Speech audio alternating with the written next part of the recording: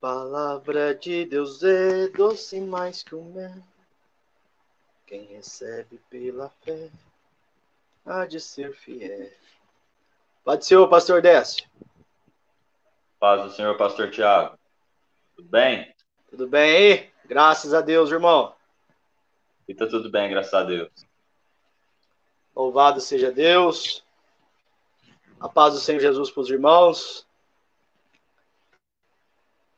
Os irmãos estão daqui a pouco entrando aí na live, possivelmente. O Facebook está notificando os irmãos. Geralmente leva aí 5 minutos aproximadamente, que eu fiquei sabendo. Tanto Facebook como YouTube. Quando é live, para poder estar notificando. Então, os irmãos que for entrando aí com o passar do tempo, vai mandando a paz do Senhor Jesus, vai dando um feedback aí para nós, para saber se está chegando bem aí o áudio dos irmãos. E aí nós vamos dando continuidade ao nosso estudo sobre os desafios da igreja. E hoje, em especial, estaremos falando acerca do liberalismo teológico. Então, meus irmãos, os irmãos que têm nos acompanhado aí, essa já é a 6ª live que estamos fazendo. Então, os irmãos vão perceber que nós estamos construindo um pensamento. Então, estamos voltando não somente à Bíblia Sagrada, que é a nossa regra de fé, de conduta, né? E toda a palavra, toda a ministração tem que estar embasada na Bíblia, mas também temos recorrido às fontes históricas e tentando compreender a causa, o motivo, o porquê que nós estamos vivendo no mundo a qual nós estamos vivendo. Então, sabendo que nada simplesmente está acontecendo ou surgiu do nada, mas todos os desafios, os problemas que nós, igreja, e também, né, principalmente no mundo que estamos vivendo, ele tem uma construção histórica. Então, já falamos de vários assuntos, você pode entrar aí no nosso Facebook, no nosso YouTube, temos falado aí sobre vários assuntos. E só para nós falarmos sobre o liberalismo teológico, a gente vai recorrer aos antecedentes, desde lá, principalmente do racionalismo. Falamos sobre o racionalismo, depois falamos também, na live passada, do iluminismo, como que o iluminismo, ele formatou o mundo pelo qual nós conhecemos hoje, e os principais desafios que a igreja enfrenta hoje teve seu início ali no racionalismo e depois no iluminismo. E depois disso, meus irmãos, desses dois eventos, né, vamos dizer assim, filosóficos, o mundo nunca mais foi o mesmo, né? Isso afetou a vida social, a vida cultural, os estudos, a educação, a cultura, a religião foi também mudada a partir desses conceitos. E hoje eu, pastor Décio, vamos falar um pouquinho sobre o liberalismo teológico. Talvez você nunca ouviu essa expressão, então convido você a ficar atento aí para juntos nós aprendermos acerca da palavra de Deus, o que a Bíblia fala acerca desse assunto. E nós vamos aqui fazer essa mescla, né? Falando sobre o liberalismo teológico e também fazendo uma apologia à palavra de Deus, à Bíblia Sagrada. Então, desde já, nós vamos ler um versículo da palavra de Deus que está em Hebreus, capítulo 4, versículo de número 12. Queremos sermos bem sucintos, né? Nesta noite, não prolongarmos muito, temos compromisso após a live, então nós vamos procurar sermos mais simples, mais resumidos, né? Para que os irmãos possam compreender este assunto. Vamos falar um pouquinho de história, sim, mas os irmãos, fica aí, calma, que nós vamos entrar na parte prática daqui a pouquinho, viu? Então, Hebreus capítulo 4, versículo de número 12. É um versículo muito bonito que fala acerca da palavra de Deus. Hebreus 4 e 12, que diz: porque a palavra de Deus é viva e eficaz, e mais penetrante do que qualquer espada de 2 gumes, e penetra até a divisão da alma e do espírito, e das juntas e medulas, e é apta para discernir os pensamentos e intenções do coração. Texto lindo que o escritor aos Hebreus mencionou aqui no capítulo 4 e no versículo 12, falando acerca da palavra de Deus. Ele destaca que a palavra de Deus ela é viva e ela é eficaz, ela é poderosa. E isso, meus irmãos, que muitas das vezes o inimigo ele está combatendo e quer desconstruir na mente das pessoas e desconstruir na mente dos crentes, dos cristãos, a respeito da palavra de Deus. Então eles querem, né, o inimigo, através da sua astúcia, usando os seus meios aí, quer negar a palavra de Deus, quer pôr dúvida na palavra de Deus, porque se isso acontecer, nós estamos fadados ao fracasso, tanto na vida social, na vida espiritual. Isso com certeza repercutirá na nossa eternidade, salvação ou condenação. Então é muitíssima importância nós confiarmos e crermos na palavra de Deus. Então, em contraposto isso, nós já temos falado que o racionalismo foi um meio que as pessoas procuraram ter conhecimento acerca da razão. Falamos do empirismo, né? Ali do iluminismo, que tentando chegar à veracidade, à verdade dos fatos, das coisas, através dos sentidos, das emoções, da experiência, e essas duas filosofias, tanto o racionalismo como o empirismo, eles geraram, né, vamos dizer assim, os filhos ou os frutos que vieram depois dessas duas correntes filosóficas. E a primeira delas, meus irmãos, que antes de falarmos do liberalismo teológico, é bom nós falarmos um pouquinho do deísmo. E o pastor Décio, eu sei que ele é muito hábil nesta área aí das religiões, então eu queria que o pastor Décio pudesse falar para nós um pouquinho acerca do deísmo antes de nós adentrarmos o liberalismo teológico. Amém. Então, nós temos aí vários movimentos que, na verdade, são rupturas com a igreja. Então, quando você tem ali, por exemplo, o racionalismo é uma ruptura, o empirismo é uma ruptura, você tem o iluminismo, que é uma ruptura, e você tem já vindo desde os primórdios do século XVII, do fim do século XVII, um movimento conhecido como o deísmo, né? O deísmo que vem ali junto dessas correntes assim que busca o conhecimento através da razão. Então você tem lá o racionalismo, a gente pode dizer que esse racionalismo impulsionou não só o deísmo, como impulsionou outros tipos de crença, como o próprio liberalismo teológico, como o comunismo e outras coisas afins, né? Que excluía, vamos dizer assim, Deus da vida humana.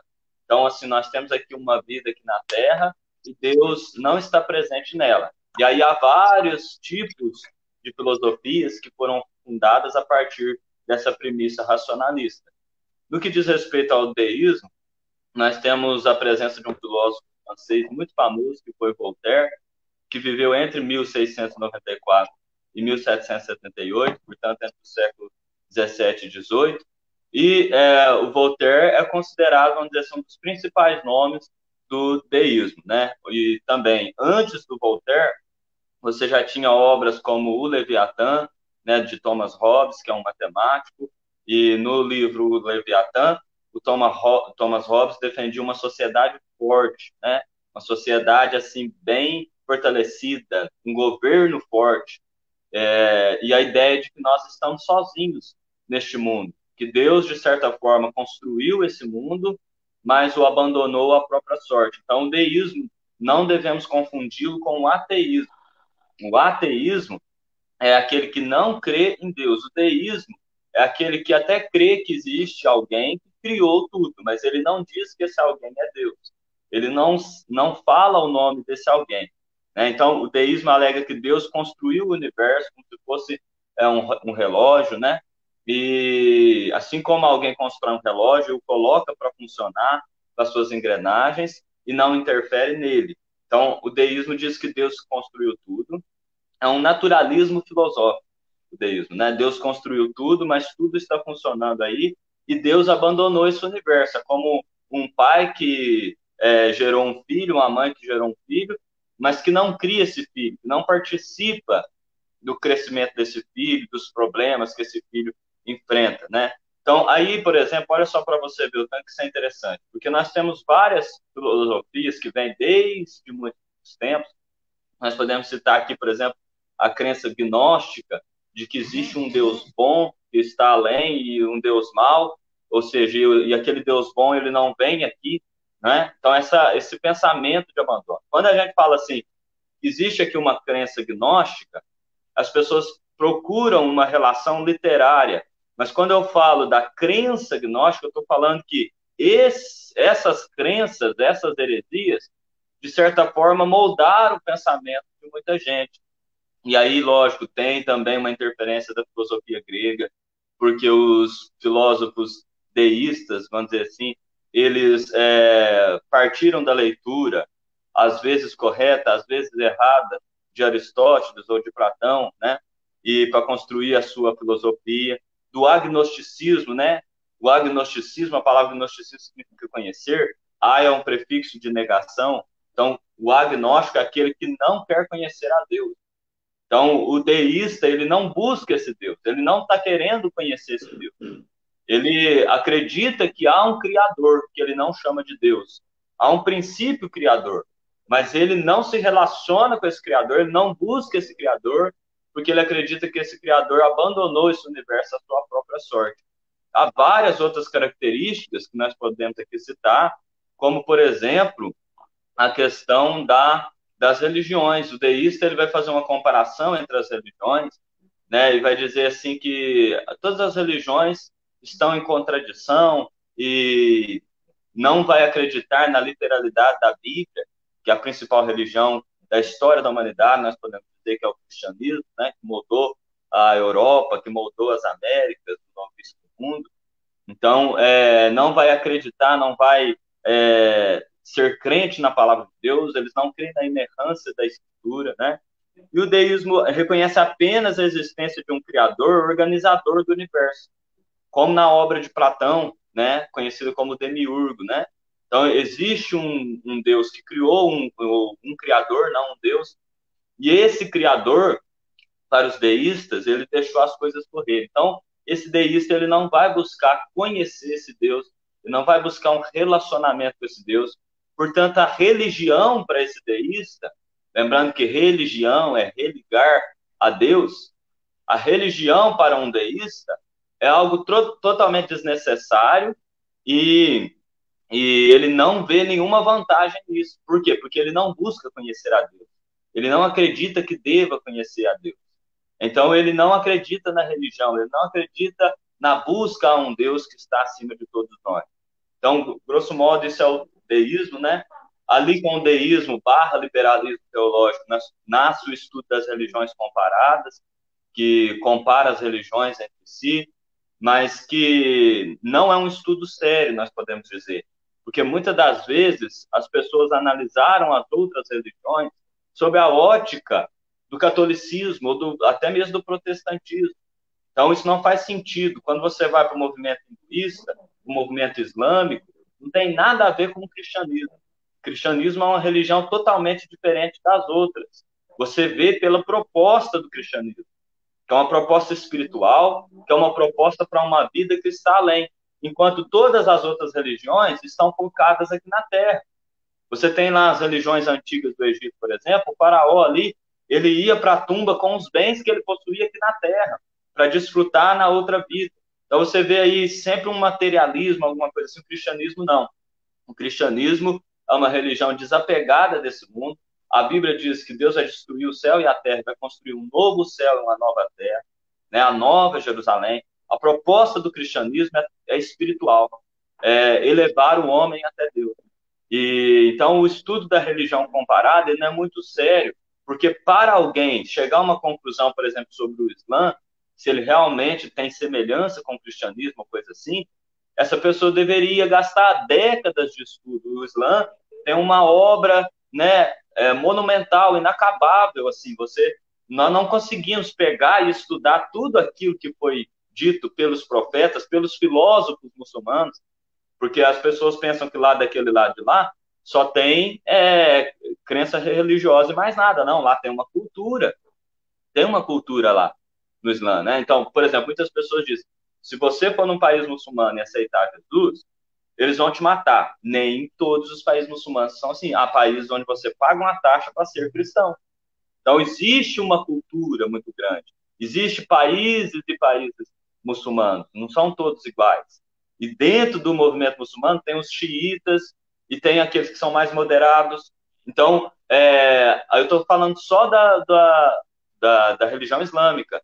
Isso para não entrar nas outras, em religiões milenares. Então, mas quando nós olhamos para a Bíblia, nós vemos um propósito bem diferenciado. A Bíblia é um livro que fala da existência de um único Deus, e também a Bíblia é um livro com muitas infalíveis provas, além da proposta bíblica ser uma proposta totalmente diferente de todas as outras. Mas, infelizmente, com o deísmo barra liberalismo teológico, dá aí espaço para começar essas comparações, né? E a diferença entre o deísmo e o liberalismo. Há diferenças e há semelhanças, mas a principal diferença entre os dois, que eu diria, é que o deísmo é um movimento filosófico fora da igreja, e o liberalismo teológico é um movimento filosófico dentro da igreja. Bem, é isso. Louvado seja Deus. Então nós vemos aí, irmãos, que há um grande contraste, né, com aquilo que a Bíblia, a palavra de Deus, fala, com o que muitas religiões professam. Então, Oséias 6:3 diz, né, conheçamos e prossigamos em conhecer ao Senhor. Isso é possível? Sim. O salmista também disse, provai e vede como o Senhor é bom. Nós temos um Deus que, apesar de ser transcendente, né, ou seja, está além da nossa imaginação, do nosso pensamento, seu poder é tremendo, a sua natureza, né, não há como nós expressarmos, defini-la. E quando nós olhamos para o Gênesis, logo na criação, nós vemos Deus se revelando a nós. Então, ou seja, apesar de Deus ser transcendente, também ele é imanente, ele é próximo a nós. Ele tem o prazer de se manifestar a nós. Lá em Gênesis, a Bíblia fala que quando Deus criou o homem e formou do pó da terra, Deus se apresentou a Adão. Deus deu palavras, né? Abençoou Adão, deu ordens a Adão. Então havia um relacionamento. Deus poderia simplesmente ter criado Adão aqui nesta terra e poderia ter ficado no seu céu de glória. E sem se manifestar a Adão.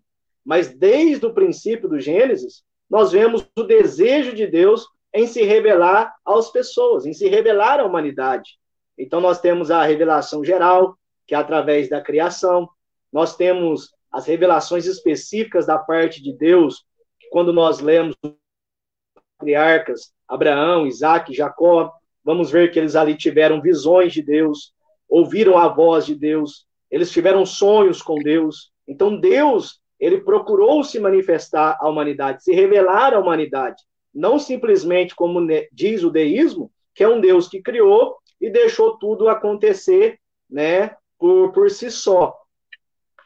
Se de fato existe catástrofes, até nós falamos domingo agora na escola dominical, se existe catástrofe, se existe tragédias, se existe o mal no mundo, se o justo sofre, se as pessoas inocentes sofrem, se nós passamos por aflições, isso não é porque Deus abandonou a humanidade, mas é justamente o contrário.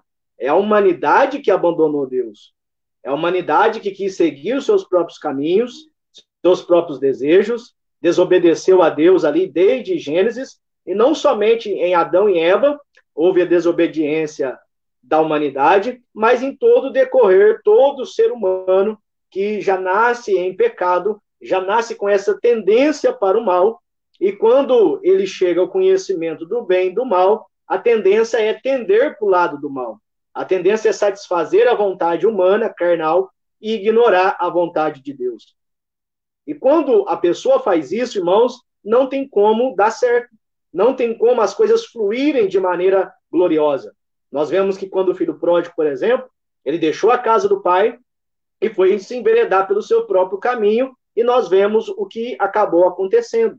Então saiu debaixo da casa do pai, da vontade do pai, dos projetos que o pai tinha para ele. Então, ou seja, o deísmo já é ali um fruto desse racionalismo, desse iluminismo, e acaba também negando a Bíblia, apesar de dizer que existe um ser supremo que criou o universo, todavia há uma crença totalmente errônea que não deve ser considerada por nós. Afinal de contas, este pensamento do deísmo, diz que acabou caindo, acabou decaindo ali na década, né, do século XVIII, no final já do século XVIII, mas, apesar de esse movimento como uma religião, vamos dizer assim, entre aspas, ele cessou, as suas ideias permaneceram, as suas ideias fluíram. E aí entrou o que nós chamamos, como na nossa live, que é o título de hoje, o liberalismo teológico, né? Então, o pastor Décio, na outra live, ele falou para nós a respeito das diferenças do iluminismo, né? Houve o iluminismo que aconteceu na Inglaterra, houve o iluminismo que aconteceu e influenciou os Estados Unidos, que é um iluminismo intelectual, a busca do conhecimento, das melhorias, né? A vinda do capitalismo e tantos benefícios que nós temos hoje na sociedade, que nós desfrutamos, é fruto do iluminismo, esse iluminismo intelectual. Mas também falamos do iluminismo da França, que ali é um iluminismo ideológico, e esse trouxe grandes, vamos dizer assim, desastres para a humanidade. E fluindo disso tudo, meus irmãos, esse liberalismo teológico, o que aconteceu nessa época? O pastor Décio também vai comentar a respeito disso. Então, havia essa era da razão, essa busca lógica pelo conhecimento das coisas. E isso influenciou tanto na vida secular, como também na vida religiosa. E aí, quando faz se observar aquilo que a igreja pregava, aquilo que a igreja anunciava, as coisas que a igreja, né, professava, os seus dogmas, os seus credos, principalmente a respeito de Cristo, né, que está registrado na palavra de Deus, na Bíblia Sagrada, isso também foi posto em xeque. Então, houve essa dúvida em relação ao nascimento virginal de Cristo, como que pode, né, uma pessoa, um ser humano, nascer do Espírito Santo no ventre de uma mulher? Como pode um ser humano como Cristo, né, andar por cima das águas? Mas sabemos que Cristo, ele era 100% homem, 100% Deus. Isso humanamente também não há como explicar. Como explicar que Jesus Cristo ressuscitou ao terceiro dia, foi assunto aos céus e está vivo para todo sempre? Então, essas questões não passaram, e até hoje não passam no crivo da nossa razão. Os irmãos estão lembrados de Tomé, quando o Senhor Jesus disse para Tomé, ali, Tomé, põe as suas mãos aqui, veja que sou eu mesmo.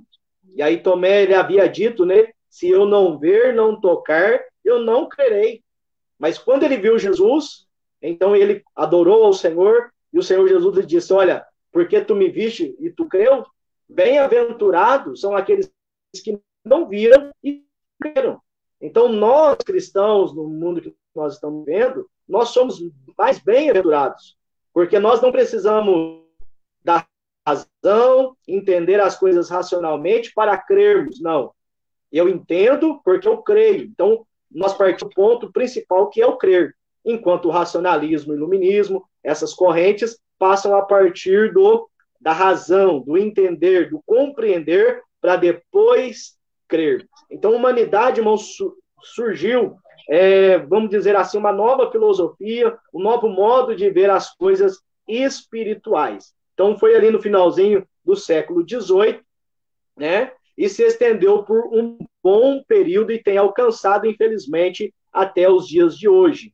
Então, começando ali por Schleiermacher, que era um alemão, e a companhia, poderíamos falar aqui vários nomes, mas é só para os irmãos ter, né, um ponto para poder fazer uma pesquisa mais aprofundada. Então, através de Schleiermacher e todos os adeptos da teologia liberal, eles quis apresentar o evangelho de uma forma, vamos dizer assim, mais prática, vamos dizer assim, né? Então, como que eles iam comunicar o evangelho, a palavra de Deus, a Bíblia Sagrada, sendo que a era da razão estava na ativa? Então, o que eles tentaram fazer? Eles tentaram harmonizar as novas descobertas da ciência e fazer uma harmonia com a Bíblia. Mas, para isso, eles desqualificaram também o sobrenatural da Bíblia. Então, esse que foi o problema. No afã de passar uma mensagem mais ativa, né, mais racional, eles acabou negando os pressupostos da sobrenaturalidade da palavra de Deus, e aí surgiu o liberalismo teológico, ou seja, não estão mais fundamentados, não estão mais presos à palavra, mas agora a sua teologia, o seu modo de crer, ele é livre. Então ele pode fazer uma leitura, fazer a sua própria interpretação e simplesmente rejeitar aquilo que ele não entende, né, pastor Décio? Amém. E quando surge o racionalismo, é importante a gente lembrar que o racionalismo ele foi um motor, não é, para tudo isso. Porque é como se a igreja viesse assim com os dogmas, não passasse pelo filtro da inteligência na posição dos filósofos.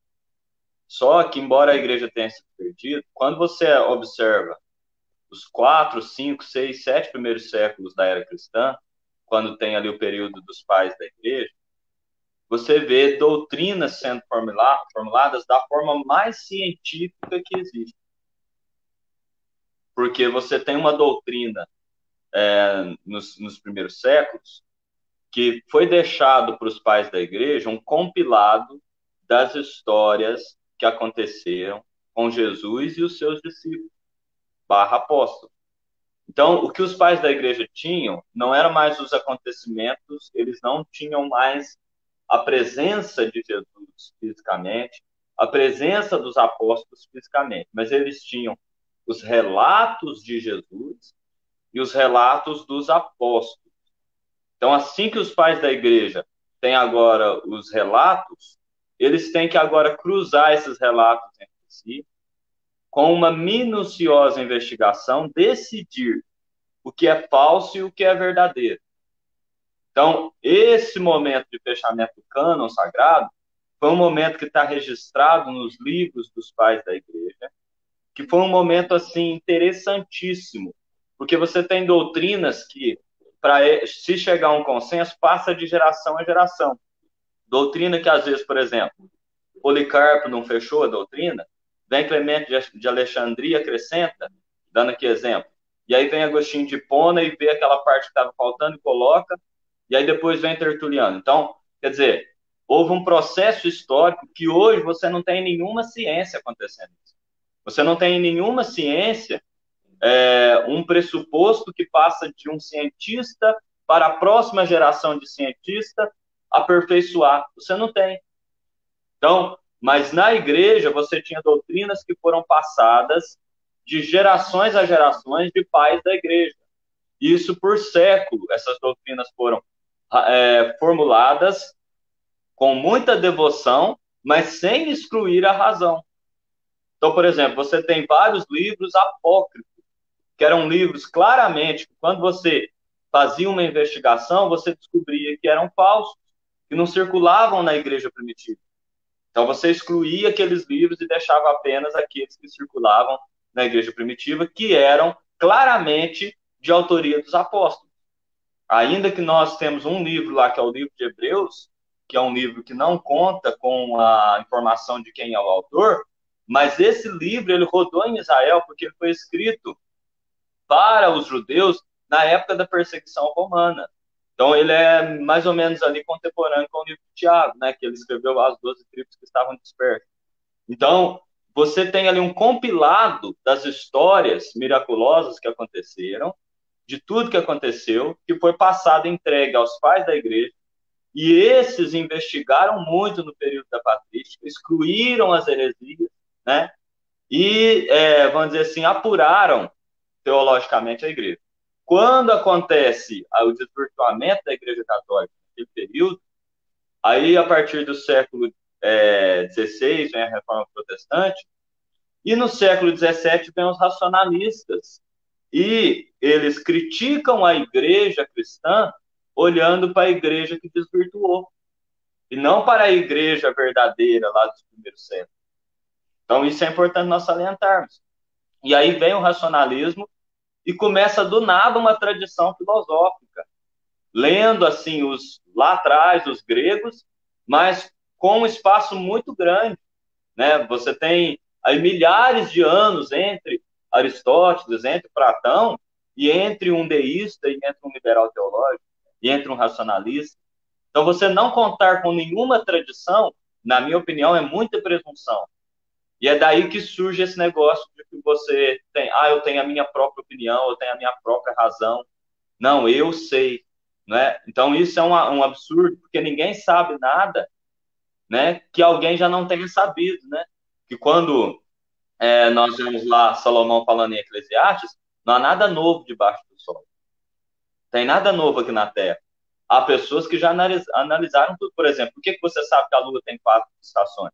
Porque já analisaram. Agora, quanto tempo que o homem demorou para chegar a essa conclusão? Foi séculos. Né? Você vai dispensar essa tradição baseada num preconceito religioso que você tem com uma determinada instituição, ou num preconceito científico que você tem com algum nome da física que defendeu as 4 estações da Lua. Né? Então, é uma atitude assim, não muito inteligente. Vem o racionalismo e produz grandes adversidades para a humanidade. Nós podemos pôr na conta do racionalismo a Revolução Francesa e as revoluções que aconteceram, que mataram várias pessoas, mas nós podemos pôr na conta do racionalismo o comunismo, por exemplo, né? Vamos falar daqui na próxima live. Né? O que aconteceu no século passado, mais de 100 milhões de mortes. Né? Então, você coloca tudo isso aí, por exemplo, quem mais matou? A Igreja Católica ou o comunismo ateu de Mao Tse Tung na China? É claro que é o comunismo ateu de Mao Tse Tung na China. Tem parâmetro na história. No entanto, era ateu, tá vendo? Então, a negação da religião em si não vai trazer bem para a humanidade nenhum. Muito pelo contrário. A maior parte das coisas boas que tem aí foi a religião que trouxe. Agora, é impossível você ter na vida humana algo que não dê defeito. Né? Quer dizer, vamos colocar aqui o povo de Jesus. A Bíblia diz, Jesus disse, né? A Bíblia diz lá, aquele texto que fala, fui ferido na casa dos meus amigos. Jesus foi ferido em Israel. Entre os discípulos de Jesus tinha um que era um traidor. Então, a vida humana, o ser humano, aí é que está o problema do iluminismo. Confiar no homem, do antropocentrismo. Confia no homem, desconfia de Deus. Deveria ser o contrário. Porque o homem já provou na história que ele é capaz das maiores atrocidades. Em nome da religião, em nome do ateísmo, em nome do iluminismo, em nome de muitas coisas. Né? Mas porque o coração do homem é mau. E a explicação para isso está lá em Gênesis capítulo 3, que é o capítulo mais triste da história, quando o homem caiu e saiu do Éden. E aí, então, depois, sob forte influência do racionalismo, você tem o deísmo, que nós estávamos falando aqui. Eu gostaria só de fazer mais um adendo, que o deísta, porque já há vertentes deísticas no nosso meio, aqui no Brasil, né? O deísta é inclinado a afirmar a existência de um princípio criador e nega a religião. Então, o deísta, ele vai negar, por exemplo, a existência de Cristo, a existência dos discípulos, né? Ele não acredita nas escrituras. Por quê? Porque o muçulmano tem o Alcorão, né? Porque esse grupo tem aquele livro. Esse grupo tem aquele livro, aquele grupo tem outro. Mas não é por vários grupos religiosos terem seus livros que todos os livros são mentirosos. Quer dizer, você já está partindo, né, para a investigação com a sua certeza. Você nem investigou ainda, você nem procurou saber, e você já tem a sua certeza. Porque você acredita que a sua razão é a verdade, nada mais. O deísmo não acredita em um Deus providencialista, um Deus que providencia, que faz na nossa vida, que faz no nosso meio. Nós não ficamos pregando milagre, milagre, milagre, mas Deus é um Deus de milagre. Deus é um Deus que pode abençoar. Nós temos testemunhos de pessoa que não tinha como a pessoa conseguir aquilo, colocou em oração e Deus providenciou uma cura, um milagre, um acontecimento sobrenatural. E aí, como você disse, o deísmo não durou muito por influência de uma outra vertente, que é o pandeísmo, que o pandeísmo já acreditava no Deus da Bíblia, mas tinha outras variáveis, não vamos entrar aqui. E aí no século XIX, aí no início do século, perdão, no final do século XVIII, né, 1800, século XIX começa em 1801, então aí perde força o deísmo e entra o pandeísmo no meio acadêmico. Mas dentro da igreja, no século XVIII, aí começa o que você falou, que é o liberalismo teológico, que é um pouquinho diferente do deísmo. Porque, por exemplo, o liberalismo teológico crê em Deus, mas não da forma ortodoxa. Não tem ortodoxia no liberalismo teológico. A ortodoxia do liberalismo teológico é a ciência. Então, eles vão seguir a ciência. Se a ciência mudar, eu vou de acordo com a ciência. Eu vou crer naquilo que está na Bíblia, que pode ser confirmado pela ciência. Então, no liberalismo teológico, há muita dúvida sobre textos bíblicos e havia uma desconfiança sobre a Bíblia, né? Então, a razão entrava no liberalismo teológico também, e sempre desconfiando da Bíblia. É um cientificismo na igreja. Descrença nos milagres e na exigência de provas, e uma alta exigência de provas para fatos históricos. Isso aqui é muito complicado, porque você dizer assim, é impossível um homem dormir na barriga de um peixe, viver na barriga de um peixe. Tá, mas tem um fato histórico aqui, tem um texto histórico que está dizendo que isso aconteceu. Tá? E o texto está dizendo que isso aconteceu miraculosamente. O que é um milagre? É a suspensão das leis naturais. Como é que vai haver um milagre se as leis naturais não forem suspendidas? Então não vai ser milagre, vai ser um acontecimento normal. A Bíblia é um livro de milagres, então para você investigar o milagre, você não vai com ciências naturais, porque é milagre, é suspensão das ciências da natureza, das leis da natureza. Então, mas o texto está dizendo que está acontecendo. Então, se você tem um texto dizendo que está acontecendo um milagre, que não pode ser evidenciado pelas leis da natureza, porque elas estão suspensas na hora que o milagre acontece, milagre é justamente isso, então só tem um jeito de você saber, que é através de uma investigação histórica, por meio de documentos e testemunhas, dos quais a Bíblia está cheio. Está cheio de testemunhas na Bíblia sobre esses fatos. Por exemplo, daqui a pouco nós poderemos aqui mencionar a profecia de Ciro. A profecia de Ciro foi citada por fontes extra-bíblicas, não só na Bíblia. Você tem fontes extra-bíblicas. Você tem aquele filósofo grego, que me fugiu o nome aqui agora, que ele falava que o Ciro achava impossível invadir a Babilônia.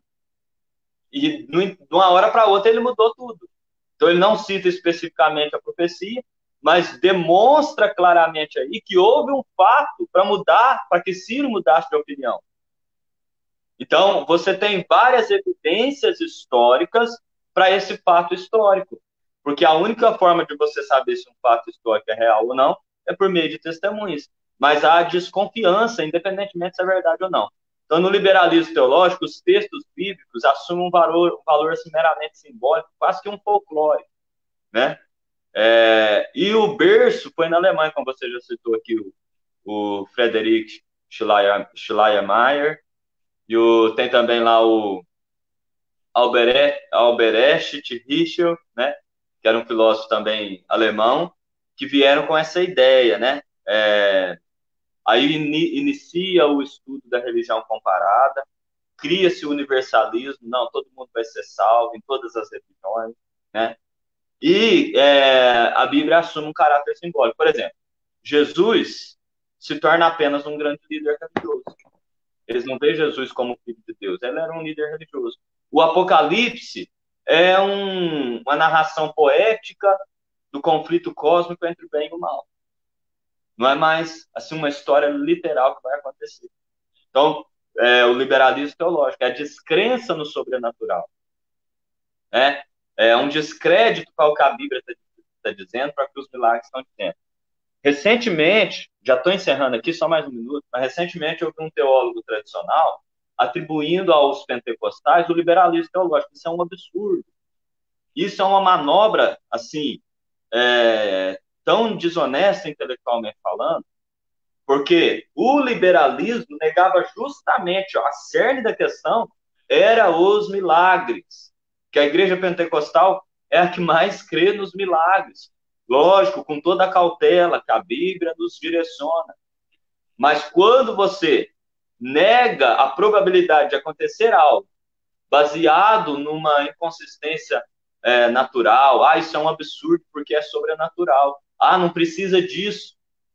Então, é essa linha de pensamento que inconsciente ou conscientemente está aderindo a um liberalismo teológico.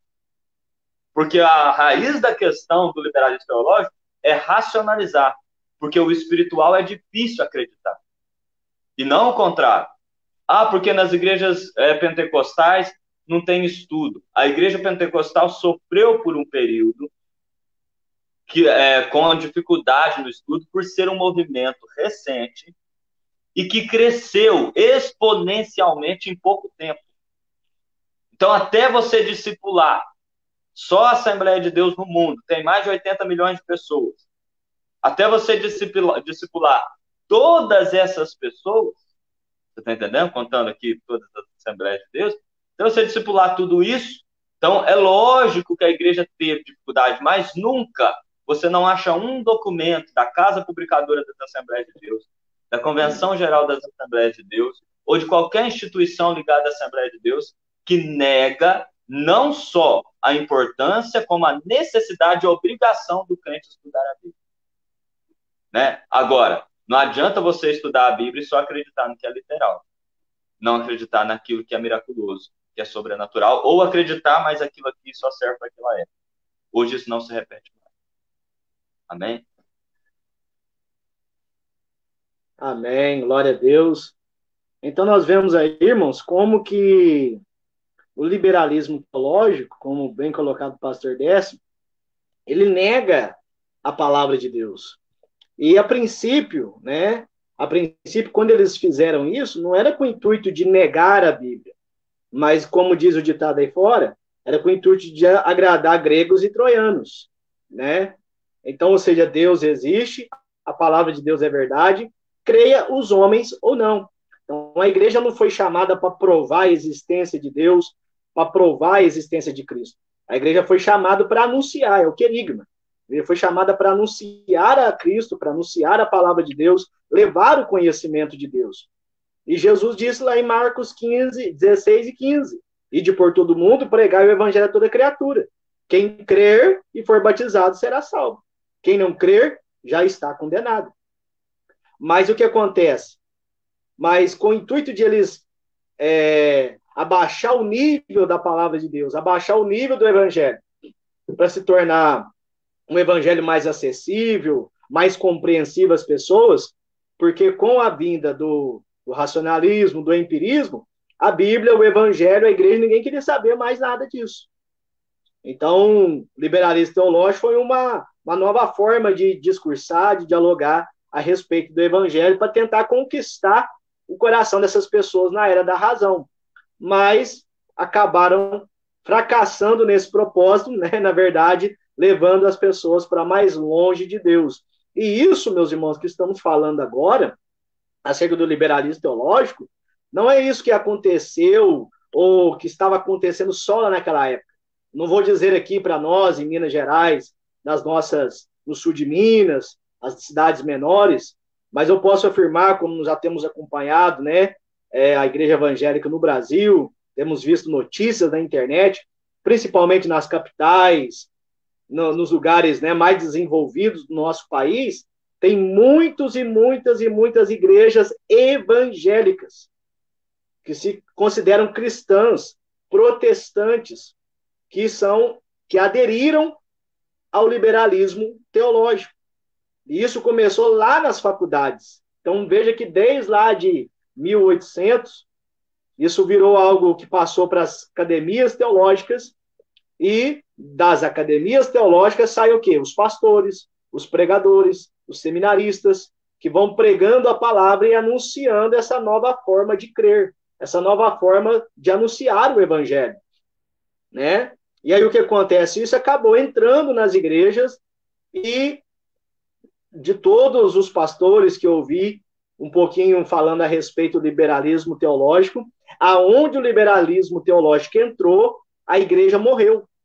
A igreja, como organismo vivo, como a piedade, o fervor espiritual, aquela consagração, aquela santidade, aquela dedicação, acabou-se. Por quê? Porque, como já foi dito pelo pastor Décio, o liberalismo teológico, ele alegoriza os fatos bíblicos, alegoriza os milagres, desconsidera a inspiração, a inerrância da palavra de Deus, né? Então, por exemplo, aí eles negam a literalidade da criação, né? Então, Gênesis 1 ao 11, nós temos ali os princípios fundamentais da fé cristã. Então, ou seja, não se pode entender o Novo Testamento se você não aceitar a literalidade de Gênesis 1, do 1 ao 11. Então, por exemplo, em Gênesis fala sobre a criação, fala sobre o ser de Deus, a existência do Senhor, poderoso para criar todas as coisas, fala a respeito que Deus criou o ser humano. Então, se rasgar, se desacreditar de Gênesis, meus irmãos, nós estamos, vamos dizer, frito. Por quê? Porque não há mais o que fazer. Não há mais o que falar, o que pregar. Se não existe a literalidade de Gênesis 3, qual o motivo, qual a razão de Cristo ter vindo ao mundo? Entende? Então, em Gênesis 3, fala a queda do homem. Quando o pecado entrou no mundo. O pecado fez a separação do homem a Deus. O pecado causou toda a sorte de males no nosso mundo, no nosso planeta. Deus diz para Adão, a terra será maldita por causa de ti. Entende? O pecado trouxe todo tipo de males que um ser humano pode fazer ao seu semelhante. Então, se não existe a literalidade de Gênesis 3, então, obviamente, o que eles fazem? Eles negam a vinda de Cristo, eles negam, não necessita, né, a morte expiatória de Cristo, eles negam o pecado, negam a morte expiatória de Cristo, negam a ressurreição, e vai por aí afora, irmãos. Então, é uma aberração, vamos dizer assim. E isso, infelizmente, como eu já disse, não só foi algo naquela época, não. Está sendo adotado em muitas igrejas evangélicas hoje, que estão sendo levadas por esta corrente filosófica, racionalista, aceitando o liberalismo teológico.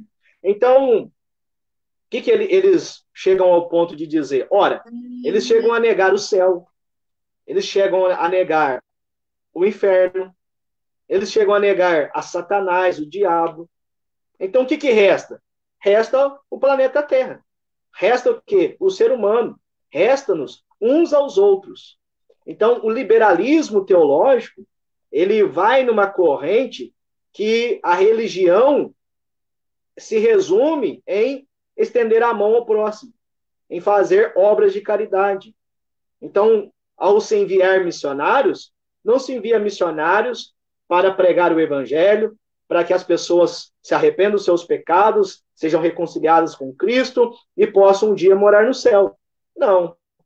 Eles enviam missionários para transformar essa terra, o céu, para poder amenizar o máximo possível o inferno que essas pessoas vivem em determinadas áreas e determinadas situações. Então, é um cristianismo totalmente terreno. É um cristianismo totalmente humano, vamos dizer assim. Eles deixam todos os pressupostos sobrenaturais, espirituais, e agora o que nós temos que fazer é fazer obra social, é estender a mão para o próximo. Então, é dessa corrente que vai sair, por exemplo, nós temos aí, na Igreja Católica Romana, a teologia da libertação. Então, do lado protestante, do lado evangélico, nós temos o liberalismo teológico, que nega os pressupostos sobrenaturais e tem essa filosofia da religião ao próximo, né, sobre o assistencialismo e tudo mais, e do lado católico também temos os adeptos da teologia da libertação, que também são os mesmos pressupostos, negando a espiritualidade, o sobrenatural, e entrando dessa teologia aí de alcançar o próximo ser humano, porque afinal de contas não existe céu, não existe inferno, né? Deus é apenas algo que a pessoa imagina e que faz bem para si mesmo aqui nessa terra. De Cristo, eles pegam apenas os ensinos práticos, sociais de Jesus, de amar, de perdoar, de ser uma pessoa boa, né? Negam totalmente os princípios morais, né? Então, ou seja, não existe pecado, então não existe proibição, não faça isso, não faça aquilo outro. Então, o que acontece? Nós temos hoje no nosso país, a política, né, do nosso país, recebendo grande influência. Quando eu digo a política, eu digo não a política correta, vamos dizer assim, mas a política atrapalhada, a política esquerdista, a política que é progressista, né? tem alcançado muito apoio, tanto de pastores, de teólogos da teologia liberal, também como apoio de padres, de sacerdotes, de bispos e tantos outros que são adeptos da teologia da libertação. Então, quando vai se discutir casamento hétero, vai se discutir aborto, vai se discutir a família moderna, né, patriarcal, o homem e a mulher, a sua prole, vai se discutir questões, né, de sexualidade, ideologia de gênero. Então, esses teólogos que abraçaram o liberalismo teológico, eles não têm compromisso, como diz o pastor Dias, com a ortodoxia, que é o pensamento correto, que é o pensamento fundamental, bíblico da palavra de Deus. Então, eles negam tudo isso. Então, eles abraçam as ideias do aborto, eles abraçam o casamento hétero, muitas igrejas, né, que fazem parte do liberalismo teológico, né, fazem casamentos de pessoas homossexuais, né, muitas igrejas que abraçaram o liberalismo teológico são a favor do aborto, são a favor da família moderna, são a favor da ideologia de gênero, né, que, olha, se não existe literalidade de Gênesis 1, se não existe macho e fêmea, então cada pessoa tem a sua construção sexual, ideológica, dentro daquilo que ela acha, e ela pode optar por ser, mesmo sendo homens, querer ser uma mulher, e mesmo sendo uma mulher, querer ser um homem. Então, meus irmãos, é algo muito terrível, e muita gente tem se infiltrado, né, tem sido alcançado por estas palavras terríveis, e tem minguado a sua fé. Então, isso é importante por quê? Porque mesmo nós estando numa cidade mais simples, numa cidade menos desenvolvida, né? Mas hoje a internet alcança milhares e milhares de pessoas, né? Então tem pessoas, por exemplo, que se alimentam de mensagens, de pregações que acontecem em cultos, em reuniões em São Paulo, em Rio de Janeiro, Curitiba, Paraná, e vai por aí afora, né? E essas mensagens também são pregadas na internet. Então, muita gente que hoje fazem parte de igrejas, né, tradicionais, fazem parte de igrejas que são fundamentalistas, né, no bom sentido, de igrejas que professam a palavra de Deus, mas porque têm se alimentado de mensagens na internet destas pessoas, acham um discurso muito belo, mas por dentro, meus irmãos, é um sepulcro caiado. E muitos têm perdido a fé. A cabeça dessas pessoas vira uma confusão mental, teológica, e aí, meus irmãos, muitos têm perdido a fé em meio a isto. Então, grandes nomes aí do meio protestante já se declaram liberais, né? Já são adeptos da teologia da libertação. Então, isso é muito terrível. Queria que o pastor Décio falasse mais um pouquinho dos perigos que isso pode trazer a nós, e nós depois já vamos passar para a próxima fase. Vamos falar de algumas poucas partes a respeito da Bíblia Sagrada, na sua veracidade, na sua inspiração, inerrância e etc. Amém. Então, como que você vai saber, porque fica esse jogo, né? Não, liberal teológico são esse grupo, é aquele grupo. Você olha para a história pós-reforma protestante, que veio o racionalismo, esses movimentos, e todos não creem ali, a maioria, em Deus, ou creem do jeito deles, faz uma crítica a Deus, vamos dizer assim, ou à igreja. Então, nós temos claramente um posicionamento secular que é de negação a Deus, que é de negação à espiritualidade, à sobrenaturalidade das escrituras. Então, como identifica-se um liberal teológico? É da seguinte forma, por exemplo, recentemente eu ouvi um certo líder dizendo o seguinte, perguntaram para ele, num jogo de perguntas, o seguinte, eu já passei por uma experiência onde alguém profetizou e aquilo aconteceu do mesmo jeitinho que a pessoa profetizou na minha vida.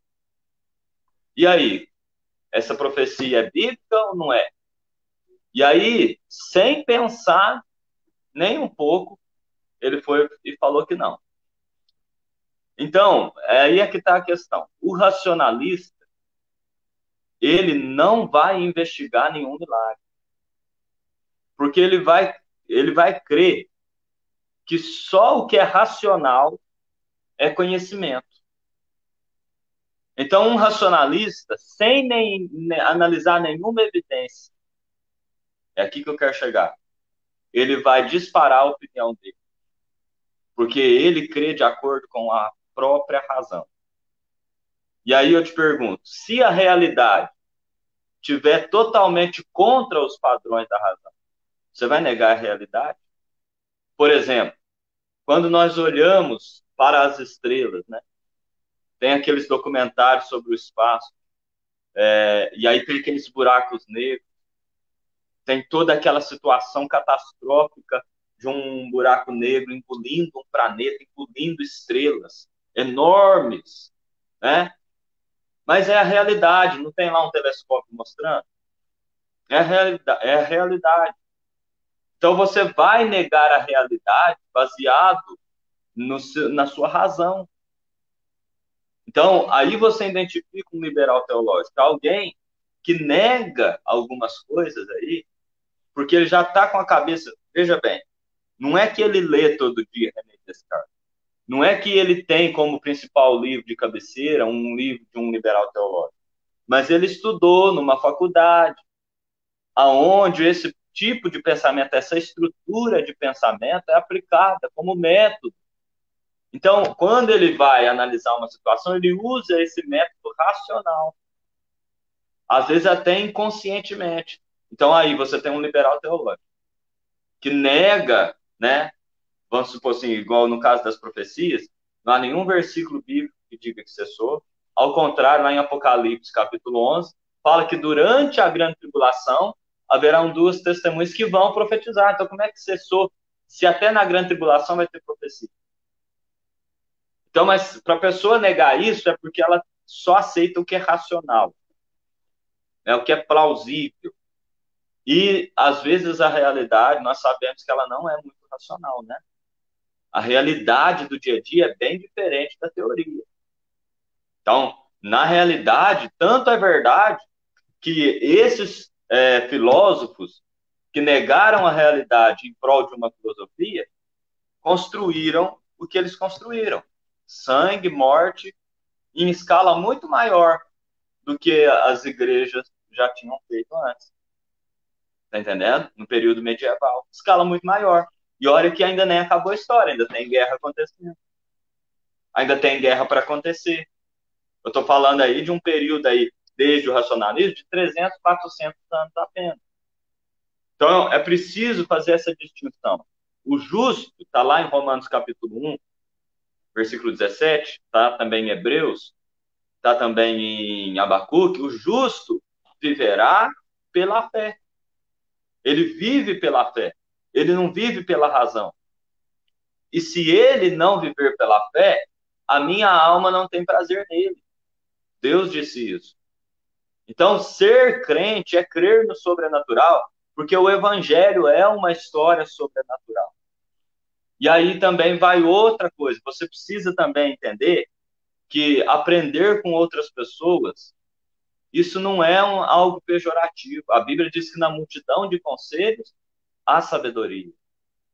Então, se você tem o seu pastor, a sua igreja, para que você vai ouvir conselho de outras pessoas? Ouça o seu pastor, a sua igreja, pessoas que você conhece, de confiança sua, né? Pessoas que realmente estão ali cuidando de você, né? Não deixa, o autor de Hebreus diz, na carta aos Hebreus, né, que, sejam sujeitos aos vossos pastores, que eles velam pela vossa alma, ajudem eles para que eles não façam isso gemendo. Então, seja submisso, ouça bons conselhos, né? Então, hoje na internet você tem muita coisa. Desliga essa internet, procura pessoas que podem te aconselhar no estudo bíblico. No nosso caso, nós que somos pentecostais, você quer estudar? Não tem nenhum problema, tem editoras muito boas. Mas para você começar, começa pela Casa Publicadora das Assembleias de Deus.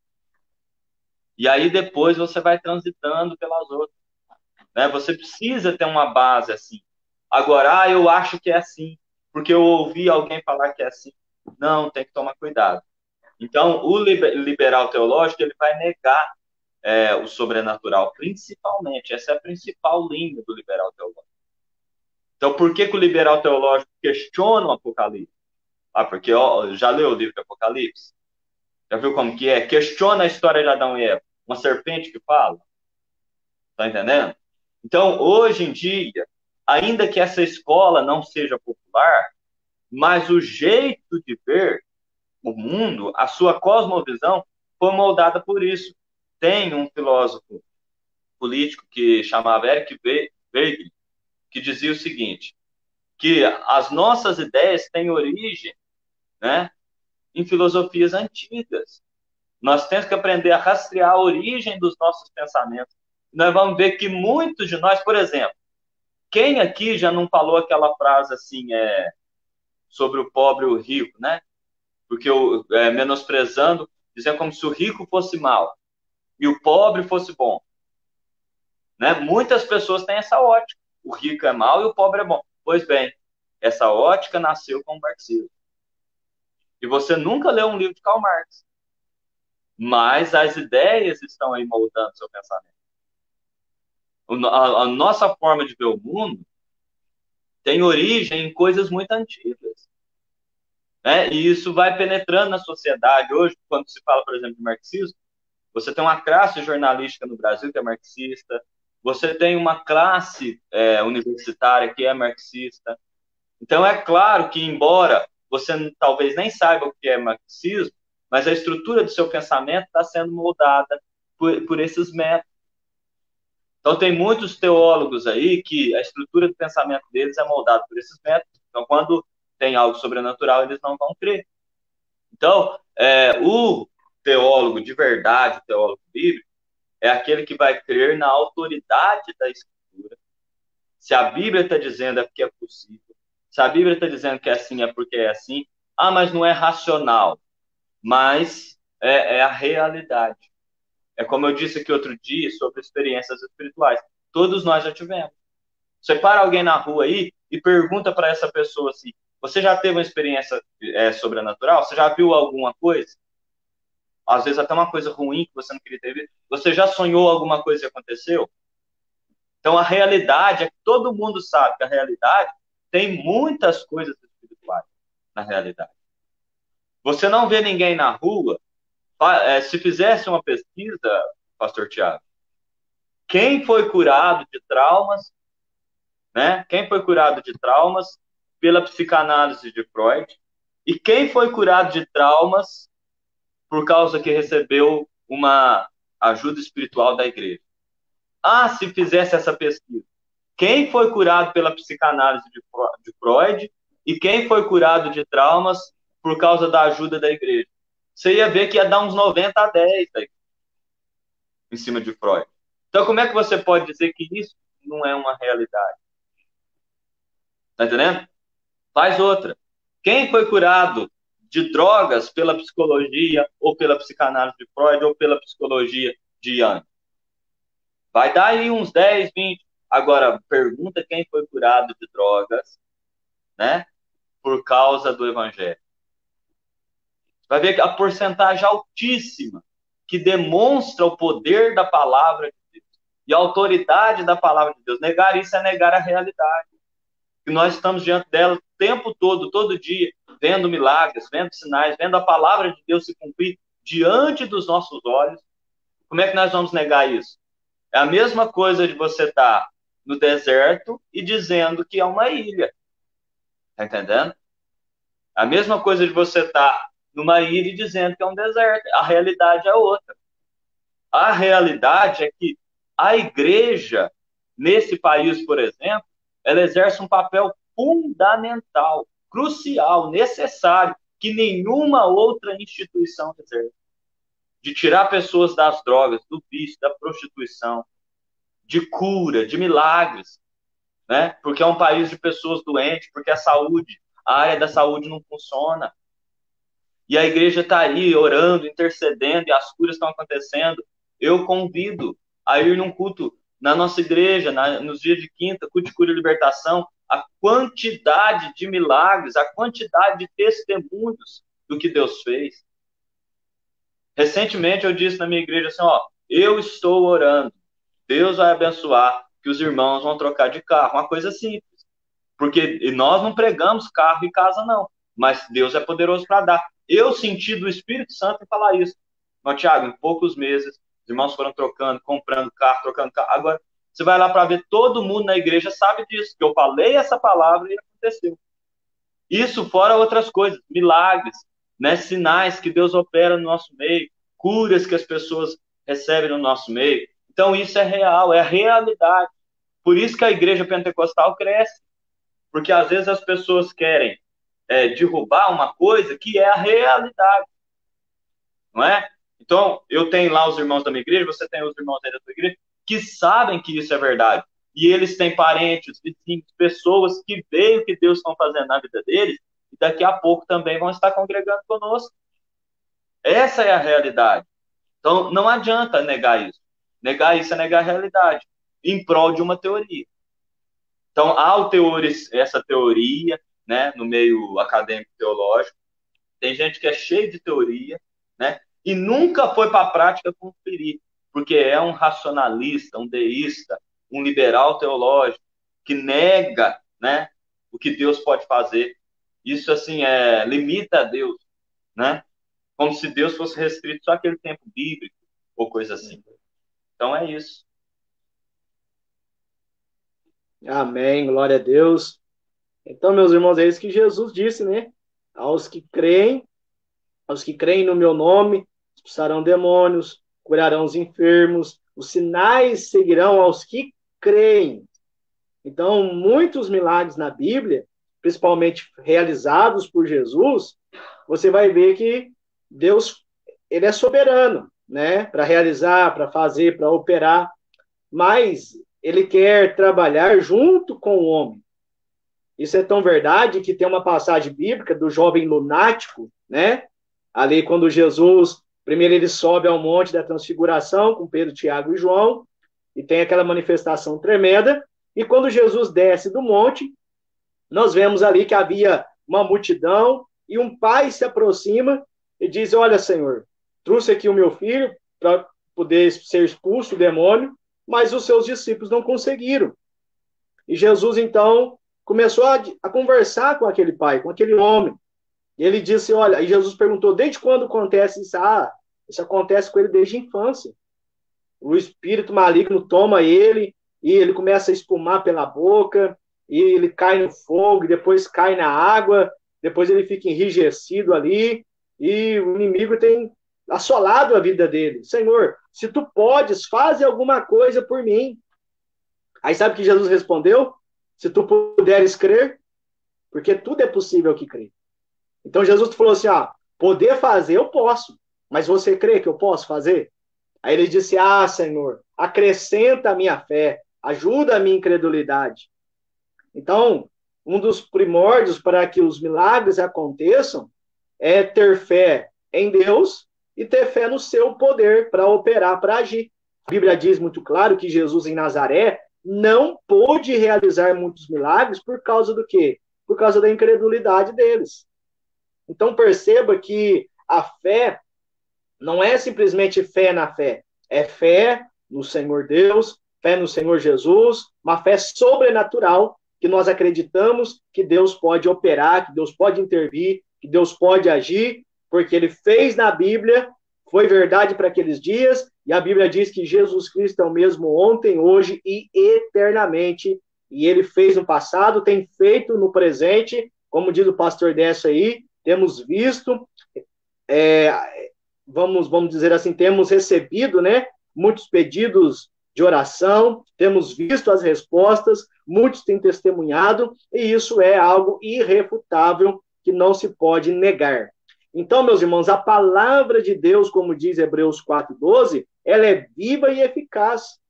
Então, como diz o pastor Décio, quantas pessoas foram curadas secularmente, pelos tratamentos seculares, e quantas pessoas foram alcançadas, restauradas, libertas, através da igreja, não porque a igreja tem um poder em si, mas porque a igreja ela leva, prega, anuncia o que está nas Sagradas Escrituras, que é Cristo e o seu poder do Evangelho para transformar e mudar a vida do homem. Então, passando para a última fase, agora que já são 1h08 de live, então nós vemos aí que a Bíblia, meus irmãos, a palavra Bíblia Sagrada, a palavra Bíblia, na sua expressão mais simples, ela vem do grego que significa livros e uma pequena biblioteca. Então, quando você pega a sua Bíblia, nos seus 66 livros, né, nós vamos ver ali que ela tem 66 livros. E esses 66 livros formam uma pequena biblioteca. Então, a palavra Bíblia, ela vem do grego, que significa livros, que significa biblioteca. Então, nós temos aí cerca de 40 escritores que escreveram a palavra de Deus num período de 1.600 anos. Então, isso é algo importantíssimo e interessante. Por quê? Porque nós temos 40 escritores que escreveram a Bíblia num período de 1.600 anos e as palavras, os escritos deles, não se contradizem, mas, pelo contrário, se harmonizam. Então, isso já é o primeiro princípio que vai nos provar, que vai nos mostrar que a palavra de Deus, de fato, é verdade. Porque não somente os 40 escritos no período de 1.600 anos, mas por que não há discordância? Mas, pelo contrário, há uma harmonia, há uma completude entre os escritos. Porque aí nós tiramos a expressão sagrada. Então, a Bíblia é uma biblioteca, uma coleção de pequenos livros, mas ela chama Bíblia Sagrada, livros sagrados, escritos sagrados. Por que sagrada? Porque ela vem do próprio Deus. Ela é inspirada pelo próprio Deus. Nós lemos lá na segunda carta de Pedro, capítulo 1, versículo 20 e 21. Segunda Pedro 1, versículo 20 e 21. Porque a profecia, ela não é de particular interpretação. Nenhum homem na Bíblia, ele falou o que ele quis, simplesmente partindo dele, da sua mente, da sua intelectualidade, não. Mas o Espírito Santo inspirou, expirou neles a palavra de Deus. E eles, então, a transcreveram, escreveram aquilo que receberam do Senhor. Então, por isso que você vai ter 40 escritores, num período de 1.600 anos, e uma palavra se completa a outra. O que um profetizou, o outro reiterou, e o outro ali registrou o acontecimento de fato. Então, o que nós temos, meus irmãos, é uma inspiração da parte do próprio Deus. Então, somente Deus, ele tem essa capacidade de inspirar 40 homens ao ponto de eles escreverem norteados quase praticamente em mesmos temas, em mesmos assuntos. Então, ou seja, nós afirmamos, nós que temos uma teologia ortodoxa, uma teologia correta, uma teologia bíblica, que a palavra de Deus, ela é inspirada por Deus. A Bíblia Sagrada, ela é inspirada por Deus. Então, ela é divina. Então, ou seja, a Bíblia não é simplesmente um livro humano, né? Ela é um livro humano porque foi escrito por homens, mas mais do que um livro humano, ela também é um livro divino. Ela foi inspirada pelo próprio Deus, pelo próprio Espírito Santo. Então, ou seja, se a Bíblia, que é a palavra de Deus, ela é inspirada pelo próprio Deus, então é uma inspiração plena. Isso é importantíssimo. A inspiração plena da Bíblia. Tanto o Antigo como o Novo Testamento, todas as palavras que estão na Bíblia, elas são inspiração de Deus. Não tem esse texto que é menos inspirado e aquele texto que é mais inspirado. Para a teologia do liberalismo teológico, eles vão dizer que a Bíblia ela contém a palavra de Deus, mas não. A Bíblia ela é a palavra de Deus. De Gênesis a Apocalipse, de Apocalipse a Gênesis, todo o escrito sagrado, ela é a palavra de Deus. Ela é plena. A Bíblia Sagrada ela é única, ou seja, Deus, tudo que queria revelar, mostrar para nós, já revelou através da Bíblia Sagrada. Então, não existe hoje novas fontes de revelação. Toda a fonte de revelação que hoje possa acontecer, ela tem que submeter-se à palavra de Deus, à Bíblia Sagrada. Então, sonho, profecias, revelações, e etc, etc, tem que estar respaldada na palavra de Deus, que é a Bíblia Sagrada. A Bíblia, meus irmãos, pelo fato de ser inspirada por Deus, ela é completa. Então, tudo aquilo que nós carecemos e necessitamos para vivermos bem conosco mesmo, vivermos bem com a sociedade, nosso próximo, vivermos bem com a família, com o mundo espiritual, com o mundo físico, para também as questões da eternidade, do porvir, tudo que nós precisamos saber, Deus já revelou na palavra dele, que é a Bíblia Sagrada. E eu digo também que, além de ela ser divina, além de ela ser plena, além de ela ser única, além de ela ser completa, a Bíblia também ela é útil. É a única regra de fé e conduta do cristão. Então, toda a minha forma de crer, espiritualmente falando, tem que estar respaldada na Bíblia Sagrada. Então, nós cristãos não temos ideias próprias, não temos, vamos dizer assim, nossas próprias opiniões, não. Em questões espirituais, questões sociais, o cristão, o genuíno, verdadeiro, ele tem que dizer aquilo que a Bíblia Sagrada diz. Então, isso é a forma de fé e a forma de conduzir. Ah, aqui diz isso? Não, mas eu acho que assim é melhor. Não. Seja ortodoxo. Seja um cristão genuíno.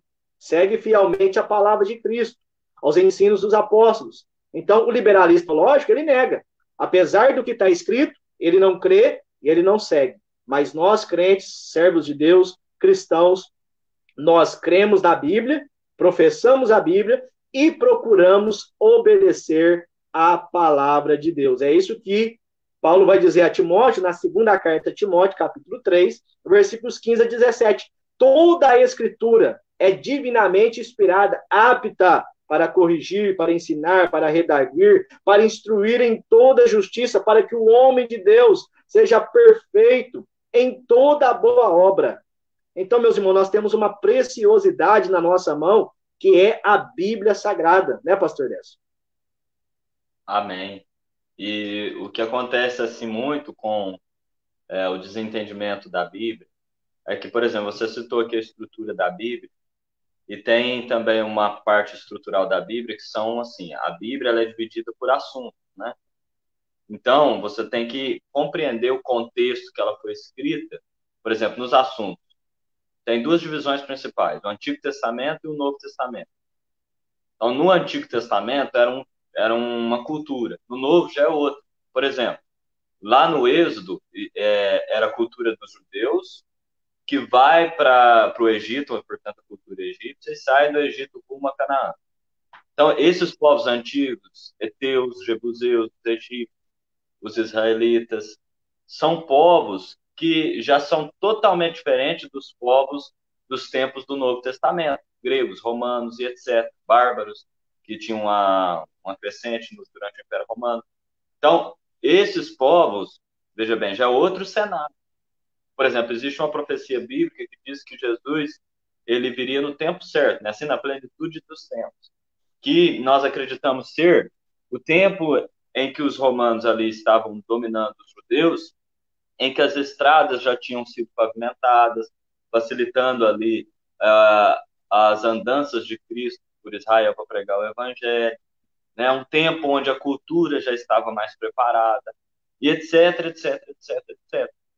Então, tem tudo isso. Além do que eu estava citando aqui, da divisão por assunto. Você tem a lei, que vai de Gênesis a Deuteronômio. Você tem os livros históricos, que vai de Josué até Esther. Você tem os livros poéticos, que vai de Jó até Cantares. Os proféticos, de Isaías a Malaquias. Os evangelhos, Mateus, Marcos, Lucas e João. Você tem um livro histórico no Novo Testamento, que já é uma história diferente dos livros históricos do Antigo. Você tem as epístolas paulinas, você tem as epístolas universais e o Apocalipse. Então, essa divisão por assunto demonstra que em cada ponto ali estava se tratando de um assunto especificamente. O leitor que entra, por exemplo, na seara do Apocalipse, né, sem a compreensão que aquilo é a revelação e que é totalmente diferente, por exemplo, do período histórico de Israel. Mas os dois não são distintos, eles se complementam, né? Então, isso não é algo tão fácil de fazer. Muitas contradições bíblicas nascem daí. Vou te dar um exemplo. Certa feita eu vi um ateu questionando o fato de Caim, quando saiu do Éden, ter conhecido sua mulher. E aí ele dizia, já existia gente aqui de fora, porque Caim conheceu a sua mulher, a Bíblia dizendo aqui, ó, e Deus não fez Adão e Eva, como é que tinha mulher aqui de fora? E, na verdade, isso é assim, uma coisa tão simples de explicar para quem já é acostumado a ler a Bíblia. Porque quem já é acostumado a ler a Bíblia sabe que o termo conheceu não significa que naquele dia ele fez amizade com ela. Não é nesse sentido. É conheceu no sentido de que ele teve relação íntima com ela. A palavra conheceu na Bíblia, por exemplo. E Abraão conheceu a Sara e ela deu à luz a um filho. Então é nesse sentido. Então a pessoa entra num terreno que é bem diferente dos tempos modernos e tenta entender a Bíblia com o óculos do século XXI. Não vai dar certo. Há regras de interpretação, regras de hermenêutica que têm que ser aplicadas, né, para o texto. E muitas das vezes a pessoa não lê entendendo isso. Então, é muito difícil. Por exemplo, recentemente eu vi um nome um intelectual que ele se colocou no debate e ele disse assim, ó, estou esperando pastores que vão refutar a minha teoria. E um detalhe, eu entendo de grego clássico, então para vir debater comigo você tem que saber de grego, sobre a Bíblia. Olha para ver o desconhecimento, o intelectual falando, né? É um desconhecimento muito grande, porque quem disse que o Novo Testamento foi escrito no grego clássico? Ele foi escrito no grego koiné. Então passou um vexame danado. Então, tá vendo? O grego koiné já é totalmente diferente do grego clássico. Apareceu um teólogo que tinha conhecimento do grego koiné, deu uma surra nele, teologicamente falando. Então, há muitas coisas que se colocam sobre a Bíblia que, na verdade, é falha do intérprete, não da Bíblia. Por exemplo, a Bíblia não mente, mas a Bíblia conta mentiras que as pessoas contaram. Tá entendendo? Por exemplo, o Salmo 14, verso 1, diz assim, que o nécio diz no seu coração, não há Deus. Tá entendendo? Isso é uma mentira. Há Deus, a própria Bíblia diz. Mas a Bíblia não está contando a mentira, ela está narrando o que alguém diz no seu coração. O nécio é quem conta. Então a Bíblia tem registro de mentiras que as pessoas contaram. Mas a Bíblia não é a mentira, o registro é verdade. Então a pessoa tem que entrar para compreender o texto dentro do seu contexto. E muitos mal entendimentos da Bíblia nascem de um mal entendimento do contexto. Né? Amém. Então nós vemos aí, meus irmãos, que a questão de muitos querer duvidar da Bíblia, dizer que ela é mentira e etc., como diz o pastor Décio, é porque eles não entendem a Bíblia dentro do seu contexto, mas eles querem entender a Bíblia já no século XXI. Então isso é importantíssimo, porque, por exemplo, aqui nós temos anotado, o teólogo Roy Zuck, ele destacou aqui no mínimo 6 abismos entre nós e a Bíblia. Então nós temos o abismo cronológico. Então a Bíblia foi escrita, os últimos escritos têm quase 2000 anos, né? Então, ou seja, foi um tempo diferente, foi uma cultura diferente e nós estamos distantes pela distância. Então, ou seja, há uma cultura, há um abismo cronológico e muitos querem dizer, olha, a Bíblia é coisa do passado, é para a Idade Média, não deve ser aplicada hoje, porque ela foi escrita há muito tempo atrás. Mas quando você pega as profecias, você vê que aquilo 24 se aplica justamente ao que nós estamos vendo hoje. Nós temos o abismo geográfico. A Bíblia foi escrita em lugares distantes, né, que nós não temos acesso. Muitos fatos narrados na Bíblia hoje já não existe mais, porque foi destruído através das guerras, através dos acontecimentos que muitas das vezes foram profetizados, né? Então, ou seja, a cidade de Nínive, por exemplo,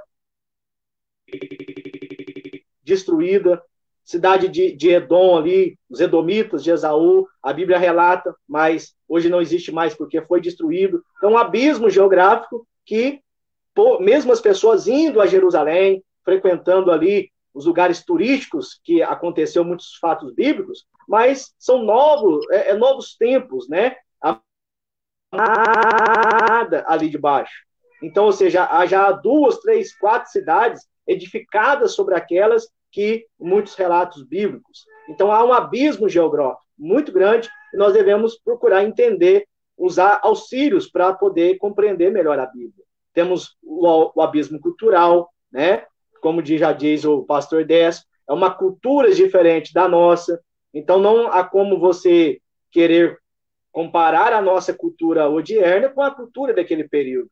Então vai ficar muitas coisas sem você entender, e aonde que muitos críticos, por falta de inteligência até mesmo e humildade, acabam errando. Há o abismo linguístico, né? Há muitas, como diz o pastor Décio, acabou de frisar, existe o grego clássico, que é falado hoje, existe o grego koiné, que era falado naquela época, era o grego comum. Então, ou seja, há esse abismo linguístico. Então, não adianta você querer entender a palavra conhecer dentro do nosso contexto. Você tem que entender a palavra conhecer dentro da língua que era original da época, entende? Tem um abismo literário, né? Saber entender o que é, de fato, a palavra que está realmente literal, o que é figurativo, o que é simbólico, né? Nós temos os hebraísmos, nós temos as figuras de linguagem. Então, é necessário lermos a Bíblia usando esses métodos interpretativos, senão vai sobrar somente crítica.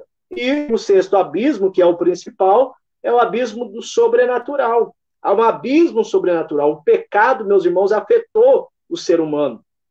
Então, há já essa, vamos dizer assim, indisposição para o crer, indisposição para crer nas coisas sobrenaturais.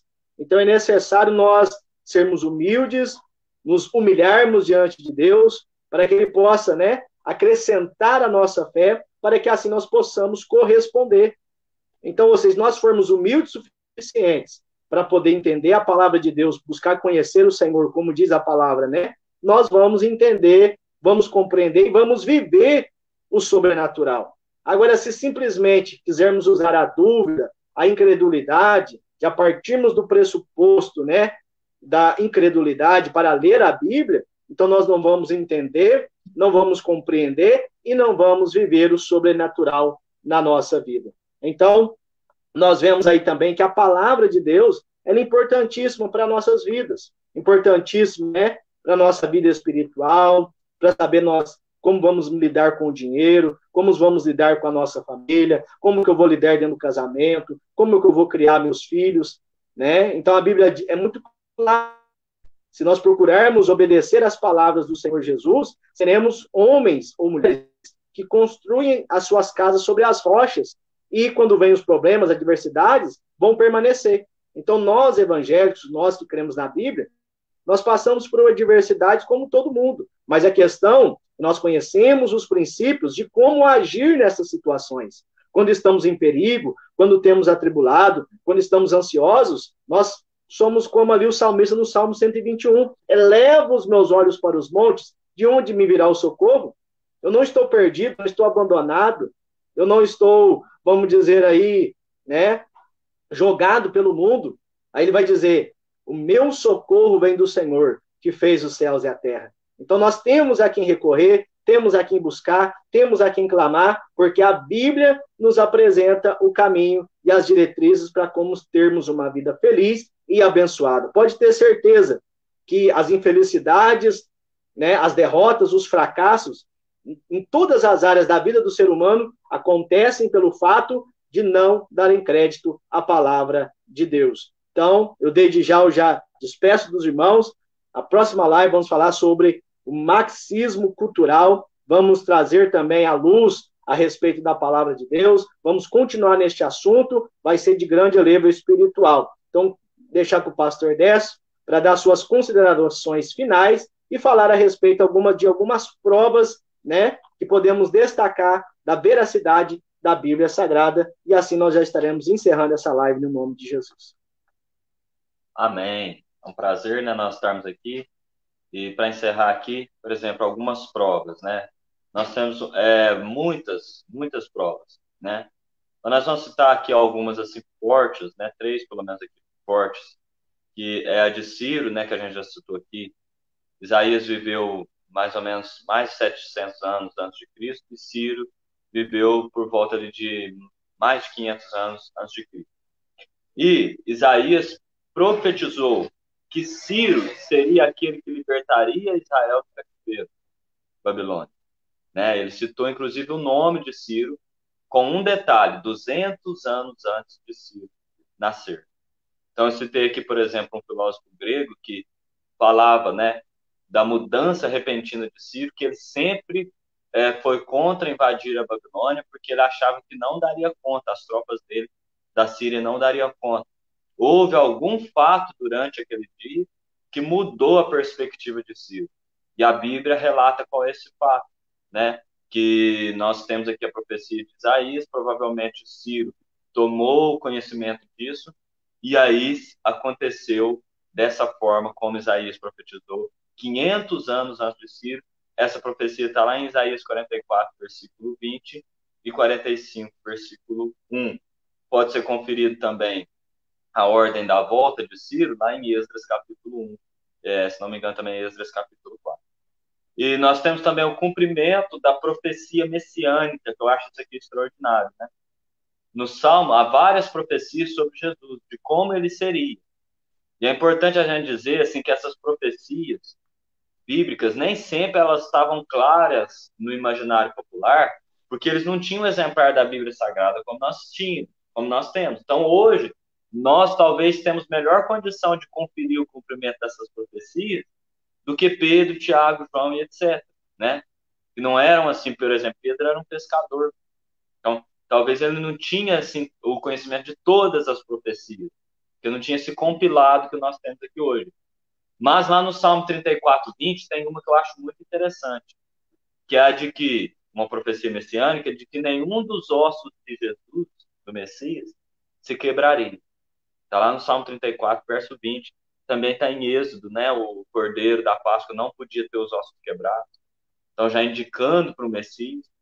E aí, lá em João 19, 31, 37, como estava na sexta-feira a sexta-feira que antecedia já a Páscoa, portanto, antecedia a preparação para a Páscoa que ia ser no sábado, os judeus pediram que se tirasse, a autoridade romana, que tirasse o corpo de Cristo.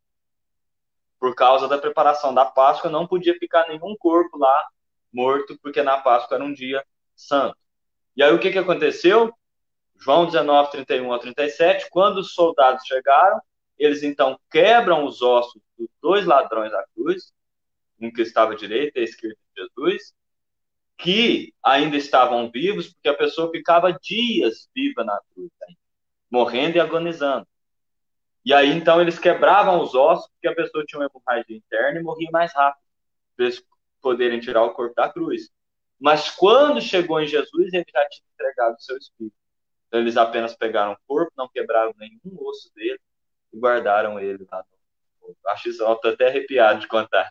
Guardaram ele lá no sepulcro, né? Então, que coisa maravilhosa, né? Então, cumprindo a profecia, que nenhum dos seus ossos se quebraria.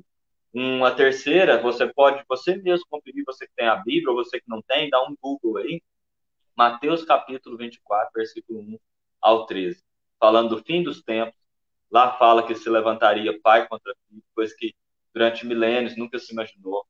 Por exemplo, para você ter uma ideia, na cultura grega, também na cultura romana, principalmente na cultura romana, o pai, ele podia até matar o filho se ele quisesse, que não era considerado ilegal. Tamanha autoridade que o pai tinha sobre o filho. Não estou dizendo que eu concordo com isso, não. Isso é um absurdo. Mas na cultura grego-romana, você tinha essa figura autoritária do homem que ele podia até matar, enterrar o próprio filho vivo, se ele quisesse. E ele não era criminalizado por isso. Então, isso na cultura deles era normal. Então, para aquele tempo bíblico, era impensável que nós teríamos um tempo de rebeldia dos filhos contra os pais, como nós temos hoje. Que aí alguém vai dizer, mas antigamente também tinha, mas não generalizado como hoje. Tá entendendo? Quando tinha, era um acidente. E aí você tem lá, se levantará pai contra filho, nação contra nação, haverá guerras e rumores de guerra, terremotos em todos os lugares, em vários lugares. Então, Mateus 24 falando do princípio das dores. Então, o que nós temos aí? Provas de profecias que se cumpriram, de acontecimentos que aconteceram no decorrer da história, e que não estão só no terreno espiritual, mas que estão também aí, nós podemos conferir no meio secular. Então, às vezes nem é uma questão de fé, meu irmão, às vezes é uma questão de você aceitar a realidade para alguns fatos, né? E então é isso, né? E eu gostaria, para encerrar, deixar uma palavra aqui que está em João 5, versículo 24, que Jesus diz assim: na verdade, vos digo que quem ouve a minha palavra e crê naquele que me enviou tem a vida eterna e não entrará em condenação, mas passou da morte para a vida. Então, creia na palavra do Senhor Jesus, creia que Deus o enviou, creia no que está escrito aqui, e você vai ter a vida eterna. Mas eu não concordo com esse método, mas é a realidade. Você e eu sabemos que existe um mundo espiritual, e a realidade é essa que está comprovada na palavra de Deus. Nós precisamos aceitar as palavras de Deus. Nós precisamos colocar a palavra de Deus no nosso coração, para não pecar contra Deus. A fé vem pelo ouvir, o ouvir pela palavra de Deus. Então, nós precisamos dessa palavra. Creia na palavra de Jesus. Já passou aqui, estourou o tempo. Mas, rapidinho, eu dei uma palavra na Santa Ceia falando, pastor Tiago, sobre o Cordeiro Pascual. Que aquela família tinha que comer todo o cordeiro. Todo o cordeiro, todas as partes. Quando você mata aí um frango, nós que somos primeiros, né? Mata aí um animal e come, você pode escolher as partes. Mas o cordeiro, não, a família tinha que comer inteiro. Então, nós, quando aceitamos a Jesus, temos que aceitar o pacote completo. Nós não podemos escolher uma parte ou outra. E no que diz respeito à salvação, nós temos uma escolha. Nós vamos com Jesus até o fim ou não? Nós vamos crer em tudo que ele falou ou não? Então, a Bíblia é uma questão de fé. Ou você crê, ou você não crê. Quem crê, saltou dessa vida para a vida eterna. Né? Então, essa é a palavra que eu deixo. E assim eu encerro em nome de Jesus, agradecendo a Deus, agradecendo ao meu amigo aqui, o nosso irmão Tiago, e a todos que nos assistiram essa noite. Deus abençoe. Amém. Glória a Deus. Nem só de pão viverá o homem, mas de toda a palavra que sai da boca de Deus. Então, que Deus em Cristo abençoe os irmãos e que esta palavra, esta live, venha a ser fortalecedora para a sua fé, para a sua espiritualidade. Que Deus em Cristo te abençoe. Fique na paz do Senhor Jesus, pastor Décio. Até semana que vem. Tamo junto em nome de Jesus. Fica com Deus. Deus abençoe. Com Deus também.